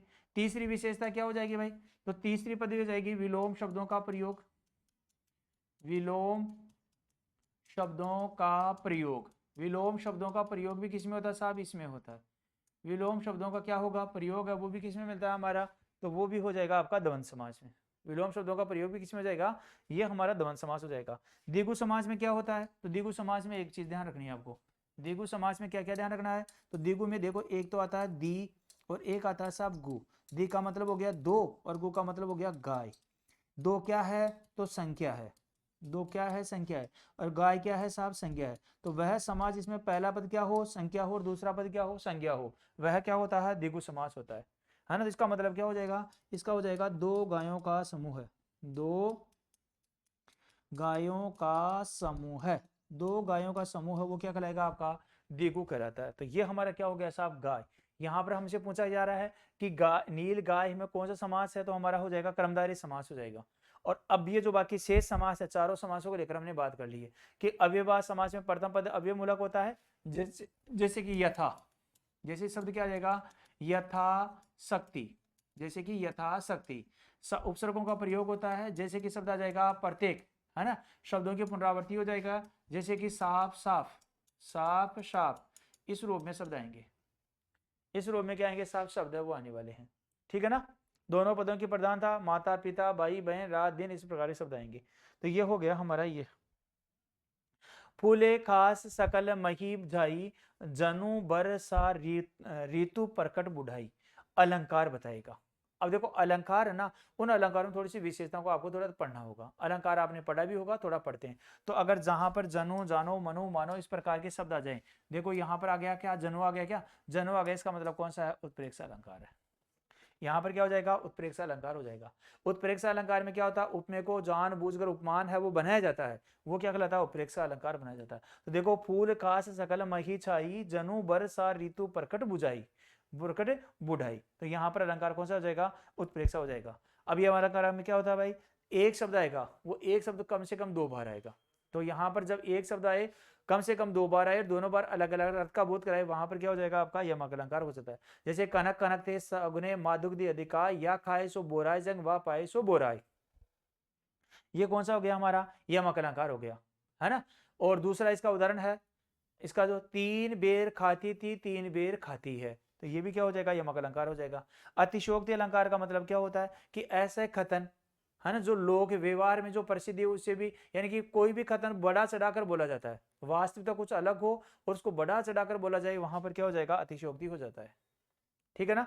इसके बाद में रूपक अलंकार में क्या होता है साहब, उपमेय और उपमान है, उपमेय और उपमान है, उसमें अभेद, उपमेय को अभेद रूप से उपमान है वो बना दिया जाता है, उपमेय को अभेद रूप से उपमान बना दिया जाता है, वहां पर क्या होता है, रूपक अलंकार होता है। तो ये हो जाएगा साहब रूपक अलंकार। या अनुरागी चित्त की गति समझे नहीं कोई, जो जो बूढ़े श्याम रंग त्यों त्यों उज्जवल होई। यहां पर बताया गया साहब अलंकार कौन सा है, तो विरोधाभास है, अर्थालंकार है, रूपक अलंकार है, यमक अलंकार है। तो यहां हमारा शब्द हो जाएगा साहब विरोधाभास। देखो यहां पर विरोध ना होकर विरोध का आभास हो, कैसे भाई, कि यह अनुरागी चित्त की, यानी कि जो मनुष्य है या व्यक्ति है उसके मन की जो मन है, उस मन की गति को कोई नहीं समझ सकता। क्यों नहीं समझता, कि जो जो बूढ़े श्याम रंग, क्यों जो कि व्यक्ति जब जब ईश्वर के पास में जाता है या ईश्वर की शरण में जाता है, या ईश्वर की भक्ति करने लगता है, त्यों त्यों उज्जवल होय। अब देखो यहाँ पर जो जो बूढ़े श्याम रंग, अगर श्याम रंग है तो उज्जवल नहीं हो सकता। इसका मतलब क्या हो गया साहब, अगर श्याम रंग है तो वो तो काला ही रहेगा, लेकिन यहाँ पर उज्जवल बताया जा रहा है। अब यहाँ पर दूसरा अर्थ निकल रहा है कि व्यक्ति जब श्री राम यानी कि भगवान के शरण में जाएगा तो उनके मन की जो भी कमियां है वो कमियां दूर होगी और उसका मन कैसे हो जाएगा, उज्जवल हो जाएगा। तो यहाँ पर विरोध नहीं होकर विरोध का आभास है वो बताया जा रहा है, वहां पर क्या हो जाएगा आपका विरोधाभास अलंकार हो जाता है भाई। आगे देखो, वैराग्य होने पर किस रस की उत्पत्ति होती है, तो करुण है, वीर है, शांत है, अद्भुत है और विभत्स है। और यहाँ पर हमारे ऑप्शन दिया गया है। तो देखो यहाँ पर वैराग्य जब उत्पन्न हो जाता है, इस वैराग्य का मतलब होता है संसार के माया मोह, उस माया मोह से क्या हो जाता है साहब, मन उठ जाता है, तो वहां पर शांत रस की होती है। इसका मतलब शांत रस है, शांत रस से विकल्प में। तो वैराग्य उत्पन्न होने पर व्यक्ति को क्या होता है साहब, शांत रस की उत्पत्ति हो जाती है, शांत रस की उत्पत्ति हो जाती है। तो यहाँ हमारा सही आंसर क्या हो जाएगा, ये हो जाएगा। अल्प शब्द का विलोम क्या होगा, अल्प का मतलब होता है थोड़ा, अल्प का मतलब क्या हो जाएगा साहब, थोड़ा हो जाता है ना। अल्प, अल्प का मतलब क्या हो जाएगा, थोड़ा। तो देखो यहाँ पर लब है, अनग है, अधिक है और अन्नताप है। अल्प का मतलब थोड़ा हो जाएगा, है ना, तो अल्प का क्या हो जाएगा आपका, अधिक हो जाएगा। अल्प का क्या हो जाएगा, अधिक हो जाएगा। देखो अधिक का कम भी होता है, ध्यान दीजिएगा, अधिक का क्या हो जाएगा, कम भी होता है। लभ्य का अलभ्य भी होता है, लभ्य का विलोम क्या हो जाएगा, अलभ्य हो जाएगा। अनद का क्या हो जाएगा आपका, नद हो जाएगा विलोम, ठीक है ना। अनातप का क्या हो जाएगा आपका, अन धन आ धन तब से क्या हो जाएगा, नातप। तो इसका क्या हो जाएगा आपका, अनातप का तप है वो हो जाता है, अनातप का नातप है वो हो जाता है। तो ये हमारा इसका हो जाएगा। तो पूछा गया अल्प, अल्प का क्या हो जाएगा साहब, तो अल्प का हो जाएगा हमारा, अल्प का विलोम क्या हो जाता है, अधिक। अल्प का मतलब थोड़ा होता है, अधिक का मतलब क्या हो जाएगा, ज्यादा। और इस अल्प का अधिक का क्या होता है, कम भी विलोम होता है, इसका कलम भी विलोम होता है, अल्प भी होता है। आगे देखो भाई, सूची एक को सूची दो से मिलाना है। अब हमसे यहां पूछा गया कि अनुमोदन जो शब्द है इसका अर्थ कहां पर आ रहा है, कुत्सा का कहां आ रहा है, ग्रस्त का कहां आ रहा है और बंधन का कहां आ रहा है, ठीक है ना। तो देखो यहां पर बंधन है, तो बंधन का विपरीत क्या होता है साहब, मुक्ति होता है। तो यहां पर आ गया साहब, बंधन से बन गया मुक्ति, तो इसका मतलब ये हो गया, इसका उल्टा ये हो गया, है ना। कुत्सा होता है ना, कुत्सा का मतलब होता है क्या करना साहब, कुत्सा का मतलब होता है कमजोरी निकालना, तो क्या हो जाएगा, प्रशंसा करना। तो देखो बी में क्या आना चाहिए साहब, तीन आना चाहिए। तो बी में देखो तीन है ना, कौन से में आ रहा है, ये रहा। इसका मतलब हमारा आंसर क्या हो जाएगा, ये देखो। अनुमोदन का क्या हो जाएगा, तो विरिध हो जाएगा, ये हो गया साहब। दो में क्या आ गया आपका, तीन आ गया। तीन में क्या आ गया साहब, दो गया। ग्रस्त का क्या हो जाएगा, मुक्त हो जाएगा। और इसका ये हमारा है ही। तो यहाँ हमारा सही आंसर क्या हो गया, ये हो गया। यानी कि ये विलोम पूछ रहा है, अनुमोदन का विलोम क्या हो जाएगा, विरिध हो जाएगा। विरिध का मतलब होता है रोकना, अनुमोदन का मतलब सहमति देना, कुत्सा का मतलब होता है कमियां निकालना और प्रशंसा का मतलब होता है खूबियां ढूंढना। ग्रस्त का मतलब क्या होता है, तो ग्रस्त का मतलब होता है साहब आपको जकड़ना, और मुक्त का मतलब क्या होता है, छोड़ देना। बंधन का मतलब बांधना और मुक्ति का मतलब क्या होता है, मुक्त करना, है ना। इस प्रकार से हो जाएगा। आगे देखो भाई, धनिया भाजी तरकारी को सुगंधित करते हैं, रेखांकित शब्द का लिंग बताएगा। तो यहाँ पर हमें एक तो पूछा जा रहा है भाजी और एक पूछा जा रहा है तरकारी। भाजी और तरकारी है क्या, तो ये सब्जियां है। क्या हो जाएगा साहब, सब्जियां है। सब्जियों के लिए प्रयोग होता है, भाजी और तरकारी है वो किसको बोला करते हैं, सब्जियां, सब्जियां है। अब सब्जियां है तो यहां पर कौन सी आई है, धनिया। धनिया आई है क्या, धनिया भाजी और तरकारी, धनिया है भाजी और तरकारी है। तो यहाँ पर ये सब्जियों के लिए प्रयोग हुआ है। तो सब्जियों का प्रयोग किस में आता है साहब, स्त्रीलिंग में आता है। तो ये क्या हो जाएगा आपका, स्त्रीलिंग। अच्छा, इसमें ये दिया रखा है कि अच्छा, यहाँ पर हमें ये भी ध्यान रखना है कि यहाँ पर देखो, एक तो देखो ये आता है स्त्रीलिंग भी आता है, और यहाँ पर क्या आ गया, कुछ सब्जियां हैं उनका किस में आता है आपका, उभयलिंगी भी आता है। तो यहाँ पर क्या हो जाएगा, ए और बी हो जाएगा। कुछ सब्जियां है वो क्या होती है, स्त्रीलिंग होती है, कुछ है ना कोई भी लिंग नहीं होता तो वो उभय लिंग हो जाएगा। तो यहां पर क्या हो जाएगा आपका, ये हो जाएगा। इसके बाद देखो यहां पर आया है कि वाक्य में वचन को दर्शाने वाला शब्द बताएगा। गोली लगते ही उसके आदमखोर बाण से प्राण उड़ गए। तो यहाँ पर लगते ही आदमखोर बाण है, उड़ गए हैं और प्राण है। तो यहाँ हमारा सही आंसर क्या है साहब, यहाँ पर ये है प्राण, यानी का मतलब तीन। अब देखो कुछ शब्द है ना हमेशा ही बहुवचन के रूप में प्रयोग होते हैं, उन शब्दों को याद कैसे किया जा सका, है ना। हमेशा बहुवचन के रूप में प्रयोग, हमेशा बहुवचन के रूप में प्रयुक्त शब्द, हमेशा बहुवचन के रूप में प्रयुक्त शब्द। कौन कौन से शब्द हैं जिनका प्रयोग हमेशा ही बहुवचन के रूप में होता है भाई, इनका प्रयोग हमेशा बहुवचन के रूप में होगा। तो देखो एक तो होता है आंख, आंख है, आंख के बाद में आता है साहब आंसू, आंख है, आंसू है, है ना, आंख है, आंसू है। उसके बाद में आता है साहब आपका देह, देह के बाद में आता है बाल, बाल के बाद में आता है साहब ओष्ठ, है ना, ओष्ठ, ओष्ठ के बाद में आता है साहब क्या आ जाएगा आपका समाचार, समाचार, समाचारों के बाद में क्या आता है भाई, तो समाचारों के बाद में आता है लोग, लोग के बाद में आएगा दर्शन, है ना, दर्शन, दर्शन के बाद में आएगा दाम, दाम के बाद में आता है नियम, नियम, नियम के बाद में क्या आएगा भाई, तो नियम के बाद में आएगा चुनाव, चुनाव के बाद में क्या आएगा आपका हस्ताक्षर, हस्ताक्षर, ऐसे क्या आता है आपका अक्षत, अक्षत, और क्या आ जाएगा प्राण, प्राण, और क्या आ जाएगा आपका आप। ये जो शब्द हैं इनका प्रयोग हमेशा क्या होता है साहब, बहुवचन के रूप में प्रयोग होता है। इन शब्दों का प्रयोग ये कैसे होगा, बहुवचन के रूप में प्रयोग होगा। अब देखो इनको याद कैसे किया जा सकता है। आंख आती है, आंख में आंसू आता है, आंसू आने के बाद में अपन क्या देखते हैं, देह देखते हैं, उसके बाद बाल देखते हैं, ओष्ठ देखते हैं, ओष्ठ देखने के बाद हमने देखा कि ऐसी स्थिति क्यों हुई, इसके लिए हमने क्या देखा, समाचार, समाचारों में क्या दिखे, लोग, लोगों के क्या होते हैं साहब दर्शन, दर्शनों के लिए क्या देना पड़ता है, दाम, दाम देंगे तो क्या टूटेंगे, नियम, नियम कब टूटते हैं ज्यादा, चुनाव के समय, क्यों, खर्चा किया जाता है अधिक पे और हस्ताक्षर किया जाता है कम पे।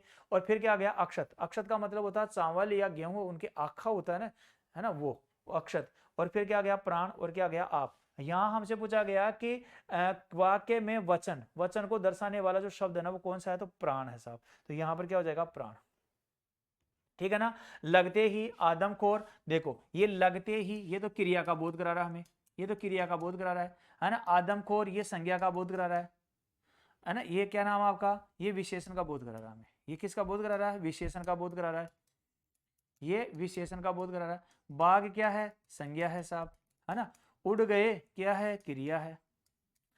तो यहां पर वचन कौन सा आया, तो वचन तो ये आया। तो यहां पर सही आंसर क्या हो जाएगा आपका, ये हो जाता है। इस रूप में आपको ध्यान रखना है भाई। आगे देखो, सूची 1 को सूची 2 से मिलान कीजिएगा और पर्यायवाची सही पर्यायवाची के साथ मिलान कीजिएगा। अब यहां पर हमसे पूछा गया कि भाई इनका पर्यायवाची है ना वो क्या होगा, है ना। अब अगर हमें एक का भी पर्यायवाची आ रहा है, दो का भी, देखो ऐसे प्रश्न आते हैं ना वो कठिन भी होते हैं बहुत सरल भी होते हैं। क्योंकि अगर हमें एक का भी आ रहा है ना और एक का अगर हमने मिला लिया, जैसे देखो झूठ है, झूठ को क्या बोला करते हैं, मिथ्या बोला करते हैं। तो डी में क्या आना चाहिए साहब, 2 आना चाहिए। तो देखो डी में 2 है ना, एक जगह तो यहाँ आ गया और एक जगह यहाँ आ गया, इसका मतलब यहाँ ऑप्शन नहीं कटा। अब फिर क्या आ गया भाई, तो यहां पर आ गया भाई निर्मल। अब निर्मल का क्या होता है, तो निर्मल को बोला करते हैं सूची, सूची का मतलब पवित्र होता है। यानी कि सी में क्या आना चाहिए साहब, 4 आना चाहिए। तो देखो सी में क्या आना चाहिए 4, तो एक 4 यहाँ आ गई, यहाँ तो क्या आया साहब, यहाँ पर 3 आया। तो यहाँ पर देखो सी में 4 आ रहा है, इसका मतलब हमारा कौन सा हो जाएगा, ये बी आंसर हो गया, है ना। अगर आपको ये याद है भाई, धरा, धरा का मतलब क्या होता है, धरा का मतलब होता है भूमि, इसको क्या बोला सकते हैं, अचला, है ना, इसको क्या बोला करते हैं, अचला। तो ये क्या होती है साहब, भूमि होती है। और भूमि को क्या बोल दो, अचला बोल दो। अही का क्या हो जाएगा साहब, भुजंग हो जाएगा। भुजंग का मतलब क्या होता है, तो सरफ होता है, सांप हो जाएगा। तो यहां अगर हमें एक का भी याद है, अगर हमें एक का भी याद है तो भी हमारा ऑप्शन है वो कट जाता है, और ऑप्शन कटकर हम क्या कर सकते हैं, सही आंसर तक पहुंच जाते हैं इस रूप में। इसके बाद में क्या रहा भाई, कि मछली शब्द का पर्यायवाची शब्द क्या होगा, मछली का पर्यायवाची क्या है, तो जलज है, पंकज है, जलचर है, और क्या हो गया साहब आपका मेष है ना। तो यहां पर आ जाएगा साहब जलचर, जल में चरण करने वाली, ये विचरण करने वाली, वो क्या हो जाएगी, जलचर। देखो यहां पर जलज और पंकज है, ये तो किसके हो गए साहब, कमल के हो गए। कैसे है, यहां पर शब्द है जल प्लस जय, जल में जन्म लेने वाला।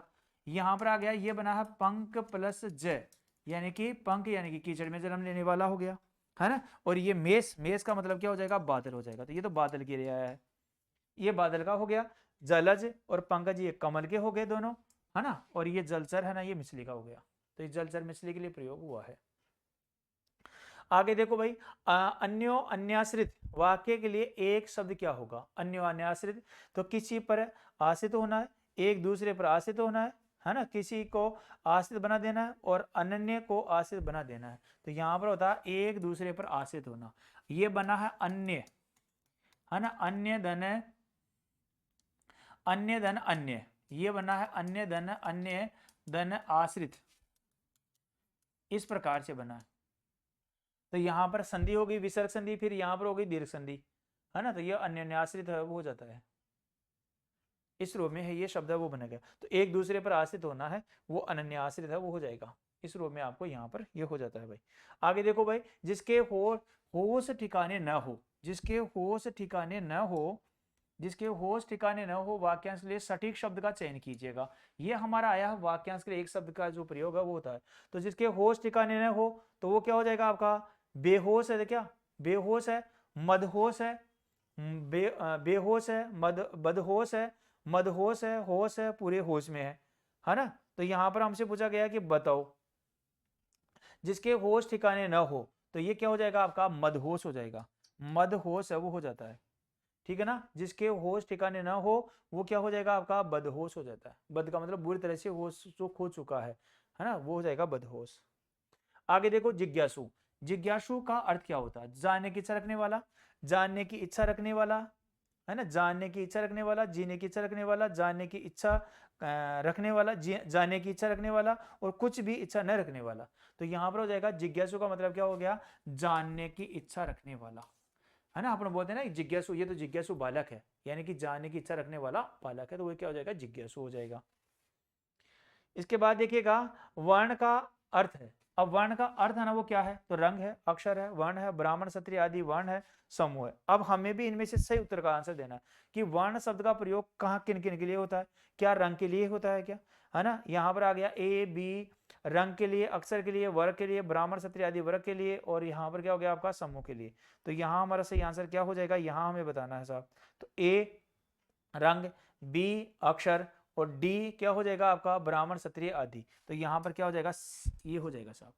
यानी कि ये किसके लिए प्रयोग होता है, तो रंग के लिए भी होता है साहब, ये किसके लिए होता है, वर्ण के लिए भी होता है। और यहाँ पर क्या हो जाएगा, ब्राह्मण क्षत्रिय आदि जो वर्ण है, वर्ण व्यवस्थाएं थी ना हमारी, तो वहां पर भी क्या होता है, वर्ण का प्रयोग होता है। तो ये वर्ण का अर्थ क्या है, ये अनेकार्थी के रूप में पहुंच रहा है।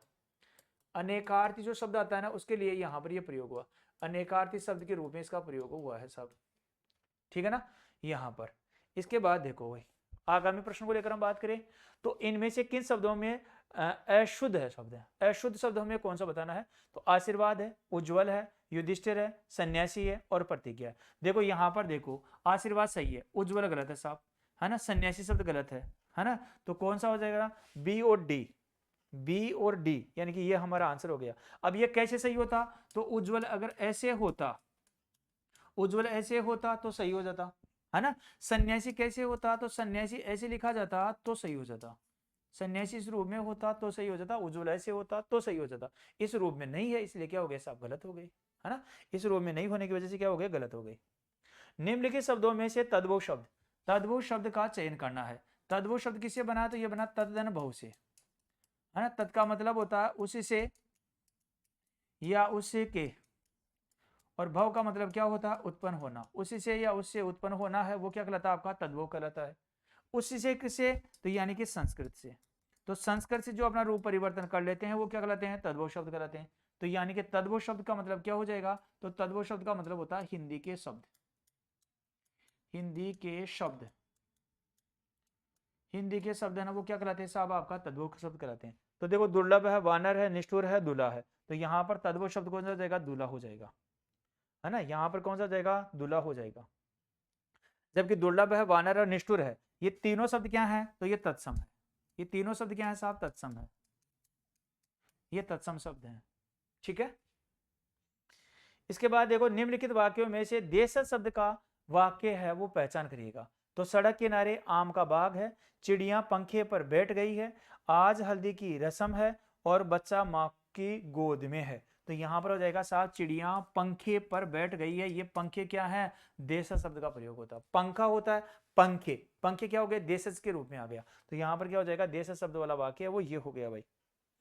इसके बाद देखो सूची एक और सूची दो है, उससे हमें मिलान करना है। तो यहाँ पर आया जयशंकर प्रसाद का जन्म कहाँ हुआ, सुमित्रा नंदन पंत का है, प्रेमचंद का है, महादेव वर्मा का है, ठीक है ना। तो यहाँ पर ध्यान दीजिएगा सुमित्रा नंदन पंत का जन्म होता है साहब अल्मोड़ा में, और महादेव वर्मा का जन्म कहाँ होता है, इलाहाबाद में। अगर ये दोनों मिल गए तो वैसे हमारा आंसर कट जाएगा। तो बी में क्या होना चाहिए साहब, 3 होना चाहिए। तो देखो बी में 3 कहाँ पर आया, ये रहा, और बी में 3 यहाँ पर भी आ गया। फिर क्या आना चाहिए, 4 में क्या आना चाहिए साहब, तो 4 में आना चाहिए 2, तो 4 में 2 यहाँ आ रहे हैं, यहाँ नहीं आ रहे, इसका मतलब हमारा आंसर क्या हो गया, ये हो गया। अगर आपको जनशंकर प्रसाद जी का याद है भाई बनारस में है तो वैसे सही कर सकते हो, और प्रेमचंद जी का याद है तो आप इसके माध्यम से भी कर सकते हो, है ना। किसी भाई 1 या 2 का होगा तो आप कोशिश करो कि हम कम से कम समय में इनको एक ऑप्शन को मिलाएं और मिलाकर हम सही आंसर तक पहुंच जाएं। तो ये हमारा प्रयास है, वो होना चाहिए भाई। ठीक है। प्रयोगवाद के प्रवर्तक कौन से कवि कहे जाते हैं? देखो प्रयोगवाद का जो प्रवर्तक है ना वो धर्मवीर भारती क्या नाम है आपका, अज्ञे थे। तो यहाँ पर बी विकल्प हो जाएगा। प्रयोगवाद है ना, प्रयोगवाद कब से आता है? तो 1943 1943 ईस्वी से है ना क्या होता है साहब, प्रयोगवाद का प्रारंभ होता है ना। इसी प्रयोगवाद को क्या बोला करते हैं? तो तार सप्तक बोला करते हैं। क्या बोला करते हैं? तार सप्तक। तार सप्तक है वो बोला करते हैं। तो तार सप्तक को क्या बोल देंगे? प्रयोगवाद बोल देंगे। तो प्रयोगवाद के कवि प्रवर्तक कौन है? तो यहाँ पर हमारे हो जाएगा साहब, प्रयोगवाद के प्रवर्तक हैं वो अज्ञे हो जाएंगे। अज्ञे का नाम है सच्चिदानंद हीरानंद वात्सायन अज्ञे, ये पूरा नाम है। इसके बाद देखो सूची 1 और सूची 2 से मिलान करना है ना। सगे संबंधियों के लिए जो पत्र लिखे जाते हैं, सगे संबंधियों को जो पत्र लिखेंगे वो कौन से होंगे? सामाजिक पत्र होंगे।